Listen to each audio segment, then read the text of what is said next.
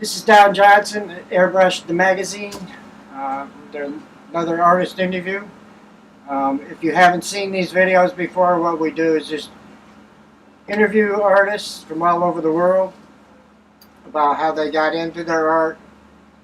If they have any advice for those wanting to get into pinstriping, airbrushing, custom painting, some marketing advice, and promoting the artist we're talking to. And today we're fortunate enough to talk to Liz. And go ahead and introduce yourself. Let everybody know. Hi, I'm Liz Northrup, and I live in the northern part of Idaho. I live near a city called Moscow, Idaho. I've been an artist since as far back as I can remember as a child. I've been doodling in art. So. I think we all have, really. Yeah. You're just sort of born with it, I guess. Yeah, I think so. And how did you become, you're our first, I guess, traditional brush or hairy brush artist that we're interviewing. How did you get started with that? How did you get interested in it? I've met some other artists online through social media and other websites, and I've just been drawn to their style. Years ago, I was into graphite pencil drawings. I was a car artist for a few years, and then I started practicing pinstriping. And then a lot of my influence, I would say, would be from like Doug Dorr. He does a lot of 3D art, and I really like his style. And so my focus has turned from pinstriping to 3D works of art. I noticed that. I really love it. You don't have any examples. I forgot to ask you. Do you have any examples you could show us? Sure. Sorry, I should have asked you before that. No, that's fine. Cool. This is one of my newer pieces. It's called a Finky Finger. I made a cast of my own pinky, my broken pinky right here. How did you go about making the cast? Just with plastic? Yeah, I made a mold and then used some casting resin, and I'll brush some of the paint on there and do a little bit of airbrushing, very little airbrushing. Yeah, so. And then you just paint different designs on them. Yeah, that's what I do. And then I have this little flying eyeball. I call him Bat Out of Hell. I've seen a lot of those. Those are really cool. Yeah, this idea came from Mike LaValle. I've been fortunate to become friends with him. And he told me, he said, Liz, you need to make a flying eyeball with bat wings.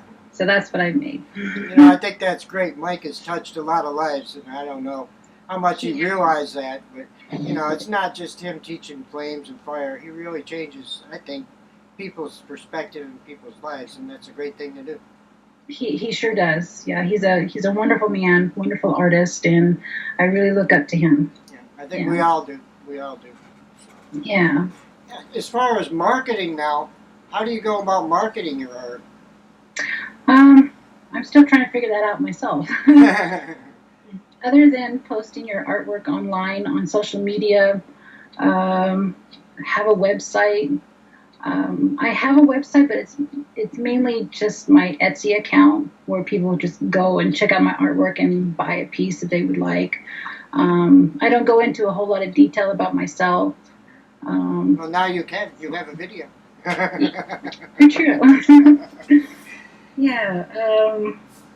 And also just make friends online, make friends locally, other artists. Do you do shows? Do shows, yeah. Last couple of years I've been doing a couple of shows up in Spokane, Washington at the Rod and Custom Show, Good Guys Car Show. I'm hoping to branch out and do a little more traveling this summer and go to more car shows. How was your experience with Etsy? Oh, I loved it. Do you? I loved it. I'm a big classic car, muscle car fan. My family and I own several Mopars, classic Mopars, and No Chevys? So I'm just kidding. I'm just kidding. No Chevys. We're all Dodge and Plymouth. This interview has to end. Sorry. Yeah, no, that's I'm fine. just kidding. No, I'm just kidding. I'm a Chevy person. That's why. Yeah, understandable. No, there's some really cool Chevy cars out there too. I like all of them, but yeah, my heart is in the Mopars for sure. Yeah, there's a rich history there. That's for sure. Yeah. You know, I live not far from the Snake. You know, the Dragster Museum down here. So. Oh, how nice. Yeah. Which is a big Mopar thing. They have a big Mopar show coming up, in fact. So, what advice do you have to give to other artists as far as learning and chasing your dream? I think one of the most important aspects to remember is to be patient. Be patient with the craft that you're learning. Be patient with yourself, and don't be too hard on yourself learning a new craft. And don't compare your skill level with other artists, because comparing will only bring you down and will kill your motivation. For years, I struggled with that, and it's taken me some time to get over that hump and just be okay with the skill level that I'm at. For sure, I want to be better. I'm striving to be better, but I'm at a place now where I feel comfortable, and there's so many wonderful artists out there. Become friends with them, follow people on the social media sites, watch their live feeds, but don't compare your skill level with others, because that'll just bring you down. Just keep focused and practice and ask questions. This art community is a wonderful group of people, and a lot of them are willing to reach out and give you some help. So I think a majority of them are, and that's what's nice about Facebook and the whole crowd. And I think it's nice you sort of found your niche. You know, what you're comfortable with. You've created your own style, your own form of art, and I think that's important. You follow your passion, and follow your heart, and not get hooked into trying to paint like somebody else. You know what I mean? Yeah, that's the hardest part, because you're influenced by so many artists that you try to pick up certain techniques of their style. I think that is one of the hardest things. It was for me, in a way, to try to come up with my own style. But you have wonderfully. I mean, I love looking at your art. I think it's an inspiration to a lot of people. That, thank you. That you know, you can be yourself and follow your passion and create your own type of art. And I think you've done that well. Oh, thank you. I really appreciate that. Yeah, I'm having lots of fun. That's the important thing. Yeah, and that's the most important thing, is to have fun with your craft, and because if you just keep putting yourself down, a lot of self-doubt, you can't grow as an artist. So I think the biggest thing is just have fun with what you're doing.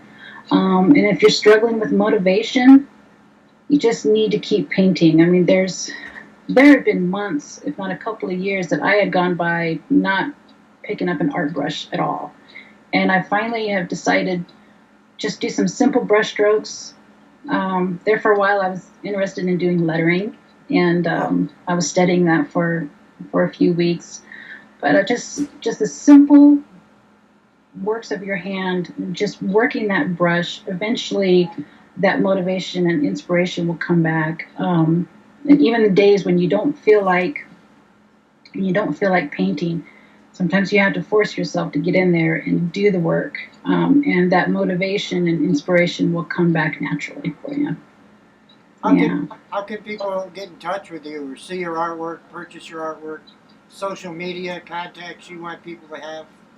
On Facebook, it's Liz Northrup, or my fan page is Crazed Customs, and both words are spelled with a K. I'm on Instagram, Liz.Northrup, or the Crazed Customs as well. And I have a YouTube channel. Just do a search of Liz Northrup. And my website is crazedcustomsstudio.com. It's my Etsy page. So, When we're done, if you write all those down and message them to me, I'll put them in the video so that Sure. people will have a link to all of them when they watch your video. Of course, I'll do that. Great. Yeah. I appreciate your time, and it was a lot of fun. It wasn't hard, was it? It was easy. No, it wasn't. I really appreciate it. Thank you so much. No problem. The only other thing I want to say is that I think people have a lot of misconception that the magazine is only digital. It's not. There's a printed format of the magazine that you can subscribe to, just like any other magazine. And the other thing I want to say is, it's not just about airbrushing. Any pinstriper, custom painter, if you paint just solid color cars,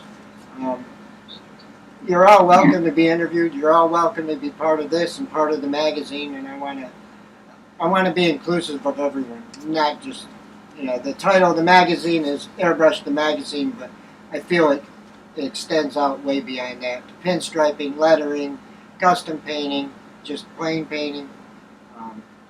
For so sure. You're all welcome. Yeah. It was a Well, pleasure. what you're doing is wonderful, Don. Well, we're trying. It's it's my passion. I love doing this. I really do. I love publishing the magazine, and I think these interviews are a big plus to the magazine. We can get word out about a lot of people.